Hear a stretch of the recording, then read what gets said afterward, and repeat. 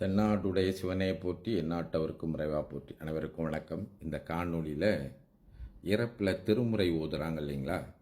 அப்படி ஓதப்படுகின்ற அந்த திருமுறை யாரால் ஓதப்பட்டால் மிகுந்த பயனுள்ளது என்பதை பற்றி தான் சிந்திக்க போகிறோம். இப்போ வழக்கமாக எல்லாருக்கும் தெரியுது, இறந்து போனால் திருமுறை ஓதணும். அப்படி ஓதுவது என்பது இறந்தவருக்கு இறை சிந்தனை ஏற்படுத்துவது. அப்படி இறை சிந்தனை ஏற்பட்டால் அவர் நல்ல கதி அடைவார் என்பது தமிழ்ச்செவர்கள் எல்லோருக்கும் புரிந்த ஒன்றாக இருக்கின்றது. ஏன்னா இறந்தவர்கள் பார்த்தீங்கன்னா, அப்படி நம்ம ஏற்கனவே காணொலியில் பார்த்துருக்கோம், 10 மணி நேரத்திற்கு இந்த உடம்பை சுற்றி இருக்கும். அல்லது இறந்தவருடைய மூளைச்சாவு ஏற்படுவதற்கு 2.5 மணியிலிருந்து 4 மணி நேரம் ஆகிறது. அதற்குள்ளாக நாம் அவர்களுக்கு இறை சிந்தனை ஏற்படுத்த வேண்டும். நீங்கள் இறைவனிடத்தில் நல்ல வகையாக போய் சேர்ந்துருங்க அப்படிங்கிற சிந்தனை ஏற்படுத்த வேண்டும் அப்படின்னு பார்த்துருக்கோம்.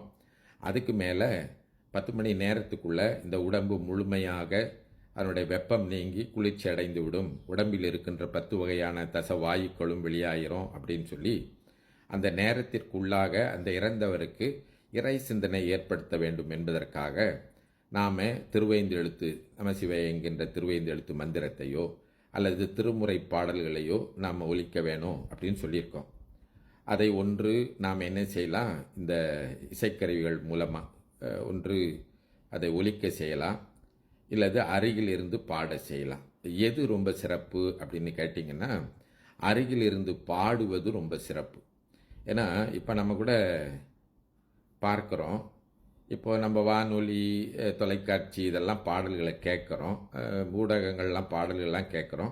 இருந்தாலும் அந்த இசைக்கலைஞர்கள் நேராக வரும்போது ஏன் போய் பார்க்குறாங்க அப்படின்னா, நேராக பார்க்கின்ற போது ஏற்படுகின்ற அந்த உணர்வு இருக்கின்றதே அது வேறாக இருக்கின்றது என்று சொல்கின்றார்கள். அப்போ நமக்கு தெரியுது, இசைக்கருவிகளை வச்சு இசைக்கிறதை காட்டிலும் நேராக நம்ம பக்கத்தில் உட்கார்ந்து இந்த திருமுறைகளை பாடுவதை கேட்பதை என்ன அது கூடுதலான ஈடுபாட்டையும் அதற்குரிய பயனையும் நமக்கு தருகின்றது அப்படின்னு நமக்கு தெரியுது.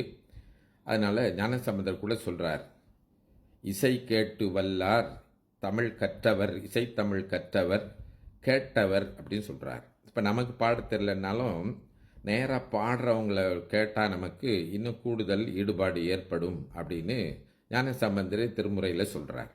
அந்த அடிப்படையில் திருமுறையை நேராக பாடுறது, இறந்தவர் முன்னிலையில் பக்கத்தில் உட்கார்ந்து பாடுறது, இறந்த வீட்டில் பாடுறதுங்கிறது இன்னும் சிறப்பு அப்படின்னு நம்ம பார்க்குறோம். இப்போ வழக்கமாக இறப்பு நடந்துட்டால் என்ன பண்ணுவாங்க, எங்களை போன்றவர்கள்லாம் கூப்பிடுவாங்க, ஐயா இந்த மாதிரி வீட்டில் அப்பா தவறிட்டார், அம்மா தவறிட்டாங்க, இல்லை மற்றவங்க யாரோ தவறிட்டாங்க, வந்து திருமுறை ஓதுங்க அப்படின்னு சொல்லுவாங்க. இப்போ நாங்களும் போய் பாடுகின்ற போது என்ன நடக்கும் அப்படின்னு பார்த்தீங்கன்னா, இந்த இறப்பு வீட்டில் உள்ளவர்கள் யாரும் அங்கே உட்காந்துருக்க மாட்டாங்க. ஒருவேளை கணவன் இறந்து போனால் மனைவி பெட்டி பக்கத்தில் உட்காந்துருப்பாங்க. அவங்க கூட நம்ம பாடுறதில் அவங்க கவனம் செலுத்த மாட்டாங்க. ஏன்னா ஒன்று துக்கமாக இருக்கலாம், மற்றொன்று அதில் ஈடுபாடு இல்லாமல் தான் நாங்கள் பெரிதாக பார்க்குறோம். துக்கம் ஒரு புரதம் இருக்க போக திருமுறை பாடுற நேரத்தில் பார்த்தீங்கன்னா அந்த வீட்டில் இருக்கிறவங்க எல்லாரும் வெளியே எழுந்துச்சு போயிடுவாங்க. இப்போ நாங்கள் மட்டும் இறந்து போனவரை சுற்றி உட்காந்துக்கிட்டு திருமுறைகள் ஓதுவோம். அப்படி சில வேளையில் பார்த்தீங்கன்னா அந்த திருமுறைகள் ஓதும்போது நாங்கள் தான் ஒரு 5-6 பேர் போனால் நாங்கள் 5-6 பேர் தான் பாடிட்டு இருப்போம். மற்றவங்களாம் என்ன பண்ணுவாங்க, அது ஓய்வு நேரம், எல்லோரும் வெளியே போய் பேசி கொண்டிருப்பார்கள். இன்னும் சில பார்த்தீங்கன்னா இந்த இறப்பு வீடுகளில் பார்த்தீங்கன்னா இந்த கூடாரம் போடுறாங்க இல்லைங்களா, அந்த கூடாரத்தில் இந்த சீட்டு கட்டு வாங்கி போடுறத தயவு செஞ்சு கையெடுத்து கும்பிட்றேன், அதை தயவு செஞ்சு விட்டுருங்க. அது என்னமோ ஒரு பழக்கமாக போச்சு. இப்போல்லாம் இறப்பு வீட்டில் பார்த்தீங்கன்னா சீட்டு கட்டை வாங்கி போட்டுறாங்க வெளியே. சிலர் என்ன பண்ணுறாங்க, சீட்டாடிக்கிட்டு இருக்காங்க. அந்த இறப்பு கூடாரம் இருக்கு இல்லைங்களா, அங்கே சீட்டாடிக்கிட்டு இருக்காங்க. அதை விட கொடுமை என்னன்னு பார்த்தீங்கன்னா, மது வேற வாங்கி வச்சுட்டு குடிச்சிக்கிட்டு இருக்காங்க. அப்போது நம்ம இறப்புக்கு வருகின்றவர்கள் போகின்றவர்கள்லாம் நீங்கள் பார்த்தீங்கன்னா, இதுதான் தமிழர் பண்பாடா? இறப்பில் சீட்டாடணுமா, இறப்பில் மது குடிக்கணுமா? இன்னும் கூட சில வேளையில் நம்ம இறப்பு வீடுகளுக்கு போகும்போது பார்த்தீங்கன்னா, இது கண்கூட பார்த்தது. அன்பர்கள் சிந்திக்க வேணுங்கிறதுக்காக தான் நான் சொல்கிறேன். அவங்களாம் எதுவும் குறை சொல்லணுங்கிற நோக்கம் இல்லை. நமக்கு எல்லாருக்கும் நம்முடைய சமயத்தை, நம்முடைய பண்பாட்டை, இப்போ பார்த்திங்கன்னா நாட்டில் நம்முடைய வழிபாட்டு முறை, அடுத்து நம்முடைய கோயில்கள் இதெல்லாம் பற்றி எப்படிலாம் பேசுகிறாங்க. நமக்கு ஒன்றுமே தெரியாதுன்னு ரொம்ப எளிவாக பேசுகிறாங்க இல்லைங்களா. இப்போ நாமே அதற்கு வழி கொடுக்கக்கூடாது. ஒரு இறப்பு வீட்டுக்கு போயிட்டுருக்கேன், வழியில் போகிறேன், போகும்போது பார்த்தீங்கன்னா, அங்க நிறுத்தி இருக்கின்ற காருக்கு மேலே எல்லாம் பார்த்தீங்கன்னா, இந்த மது டின்களை வைத்துக்கொண்டு இளைஞர்கள் மது அருந்திக் கொண்டு இருக்கின்றார்கள். நாங்க என்ன அங்கேயா போய் குடிச்சோம் அப்படின்னு நம்ம கேட்குறோம். இருந்தாலும் அந்த வழி நெடுக போகும்போது ஒரு இறப்பு வீட்ல மத்தவங்கலாம் பார்த்தீங்கன்னா, மத்தவங்க இனத்தவங்கலாம் இறந்தா எப்படி இருக்கு அவங்களோட சூழ்நிலை? இல்லைங்களா? இப்ப போகும்போது பார்த்தீங்கன்னா, அந்த ஒரு நல்ல ஒரு தோற்றமே இல்ல. நம்முடைய பண்பாடு இல்லைங்களா? இறந்து போனாலும் அது நம்முடைய பண்பாடு தானே! அப்போ இந்த டென்ட்ல மது குடிக்கிறது, அடுத்து பார்த்தீங்கன்னா சீட்டாடுறது, இதெல்லாம் தயவு செஞ்சு கையெடுத்து கும்பிட்டுக்கிறேன். கொஞ்சம் குறைச்சிருங்க. நீங்க பார்த்தீங்கன்னா, சில பேரு இதுக்கு பிறகு என்ன வருமோ தெரியல. கீழ பார்த்தீங்கன்னா, கமெண்ட்ஸ்ல கண்ட மாரி கெட்ட வார்த்தையில, கொச்ச வார்த்தையில சிலர் பார்க்கிறேன், நேரலையில பேசும்போது நல்ல செய்திகள தான் பேசிக்கிட்டு இருக்கோம். ஏன்னு தெரியல. ஏதோ எழுதணுங்கிறதுக்காக கொச்ச வார்த்தைய ஒரு நல்ல ஒரு சூழல்ல எழுதுறாங்க. ஏன் இப்படி எழுதுறாங்க? போறாங்க, வராங்க அப்படின்னு. நமக்கு பிடிக்கல அப்படின்னா பேசாம தான் விட்டுறணும். நாம செஞ்சது தப்பான ஒன்று சரின்னு அத நம்ம நிறுத்தக்கூடாது இல்லைங்களா? அதனால நான் நான் தப்பு பண்றேன், சரி பரவால்ல என்னோட இருந்துட்டோம். சரியா இருக்கிறவங்க சரியா இருக்கணும்னு தானே விட்டுறணும். நான் செய்ற தப்ப வந்து எப்படி சரிப்படுத்தி அதற்காக இந்த மாரி கொச்ச வார்த்தையில திட்டுறது அதெல்லாம் தயவு செஞ்சு நீங்க செய்யாதீங்க. அது உங்கள நான் நோக அடிக்கணுங்கிறது என் நோக்கம் இல்ல. நம்ம எல்லாரும் சேர்ந்து நம்முடைய பண்பாட்ட மீட்டெடுக்கணும். அதுதான் நம்ம அடுத்த பிள்ளைங்களுக்கு காட்டப் போறோமா? இப்ப இறப்பு நேர்பட்டா நம்ம பிள்ளைங்களுக்கு சீட்டாடணும்னு காட்டப் போறோமா? இல்ல இறப்பு ஏற்பட்டா நம்ம பிள்ளைகளுக்கு மது அருந்தணும்னு காட்டப் போறோமா?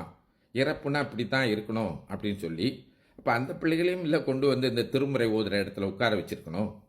அப்ப வீட்ல உள்ளவங்க எல்லாம் போய் வெளிய போயிட்டு, நாங்க மட்டும் உட்கார்ந்து திருமுறை ஓதிக்கொண்டிருந்தால், அது சரிப்படுமா அப்படின்னு கேட்டீங்கன்னா, நமக்கு அதுக்கும் பதில் இருக்கின்றது. என்ன பதில் இருக்கின்றதுன்னு பார்த்தீங்கன்னா, மத்தவர்கள் எப்படியோ போகட்டும் பரவால்ல.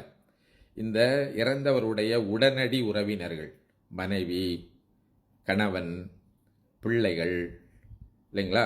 மகன்கள், மகள்கள், அடுத்து மருமக, இவங்க இப்படிலாம் வீட்ல இருக்காங்க. நெருங்கிய உறவினர் இருக்காங்களா? தாய் மாமா, அத்தை, இவங்கெல்லாம் கண்டிப்பா அந்த திருமுறை ஓதுகின்ற கூட்டு வழிபாட்டுல கலந்து கொள்ளணுமா? ஏன்னு கேட்டீங்கன்னா, இந்த இறந்தவருக்கு எதுக்கு திருமுறை ஓதுறோம்னு முதல்லயே சொன்னேன் நான் உங்களுக்கு. அவருக்கு இறை சிந்தனை ஏற்படுத்த வேண்டும். ஏன் இறை சிந்தனை ஏற்படுத்த வேண்டும் அப்படின்னு சொன்னா, இறந்து போனவர்கள் நான் சொன்னது போல அவருடைய உயிர் பிரிவதற்கு தடுமாறுமா. ஏன்னா அன்பானவர்களோடு வாழ்ந்து பழகி போச்சு இல்லைங்களா? அப்படி தடுமாறுகின்ற உயிருக்கு நீங்க கவலைப்படாதீங்க. இறைவன் இருக்கிறான். இறைவன் எங்களை பார்த்து கொள்வான். நீங்க நல்ல விதமா இறைவனிடத்துல போய் சேருங்க அப்படின்னு சொல்லி யார் சொல்லணும்? நான் வந்து போய் அங்க உட்கார்ந்துகிட்டு நான் திருமுறை ஓதுறேன். நான் வந்து எங்க அப்பா செத்து போகல. பக்கத்துல என்னோட பக்கத்துல உட்கார்ந்துருக்காங்களே ஒரு பெண், அவங்களுடைய அப்பா செத்து போனாரு. அப்ப யாரு அவருக்கு ஆறுதல் சொல்லணும்? அந்த பெண் தானே சொல்லணும். அப்பா நீங்க கவலைப்படாதீங்க. அதுக்கு தானே கொள்ளியெல்லாம் வைக்கிறோம், பிறகு பார்க்க போறோம். நீங்க கவலைப்படாதீங்க.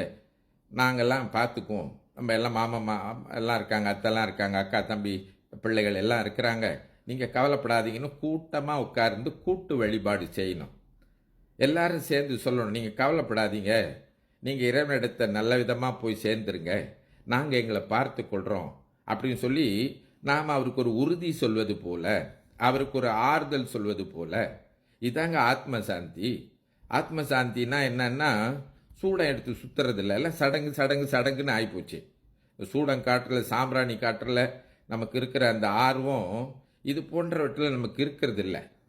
அறிவுக்கு நாம அந்த உயிருக்கு அறிவு சிந்தனையில் இந்த சிந்தனை ஏற்படுத்தணும். அதான் ரொம்ப முதன்மையானது. அப்போ என்ன செய்யணும்?